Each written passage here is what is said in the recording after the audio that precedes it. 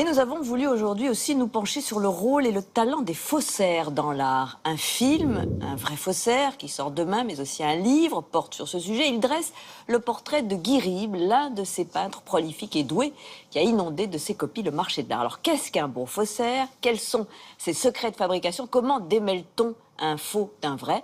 Les réponses avec Benjamin Courtadon. Picasso a l'œuvre dans son atelier. Non, Guy Ribes, le faussaire, au sujet duquel sortent un documentaire et 7 biographies.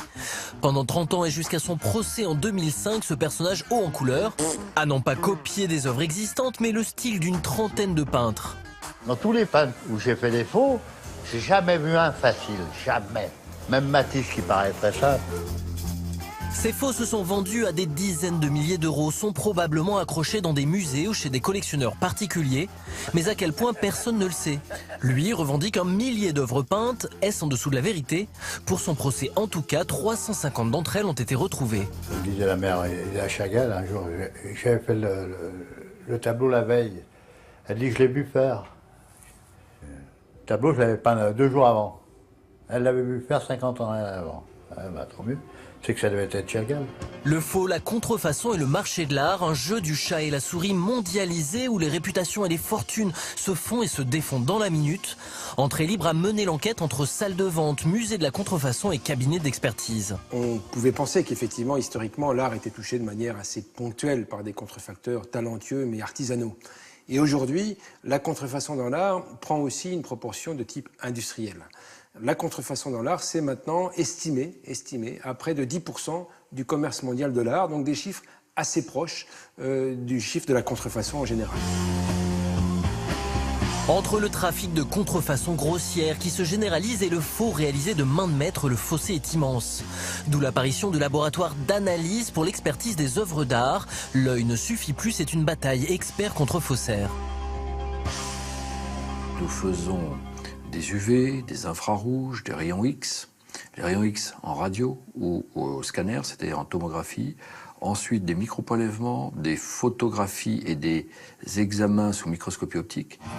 Autant d'instruments de pointe pour déjouer l'artisanat érudit du faussaire. Le microscope électronique à balayage, le MEB, permet par exemple d'étudier les pigments de couleur dans leurs moindres détails.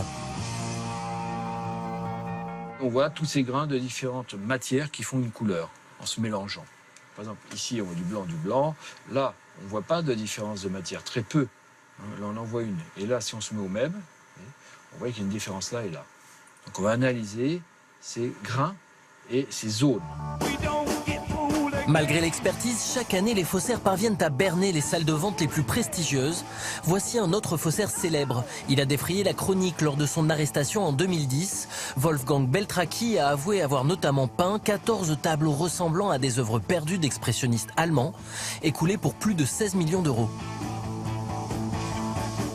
Il a fallu faire des examens scientifiques, c'est-à-dire des analyses au microscope électronique à balayage, pour déterminer qu'il y avait du blanc de titane dans certains tableaux et que c'était impossible puisque ces tableaux, lorsqu'ils ont été faits, enfin lorsqu'ils étaient censés être faits, ne pouvaient pas comporter du blanc de titane.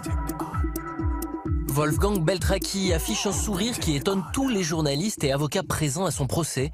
Sympathique, élégant et raffiné, le faussaire, figure romantique dans le monde de l'art. C'est une forme de talent, quelque part, de science. Ça nécessite une réflexion, ça nécessite une culture. Je ne pense pas qu'il puisse exister de faussaires qui ne connaissent pas très bien les originaux. Vous en avez rencontré, vous? Non. Ou ils ne se sont pas présentés.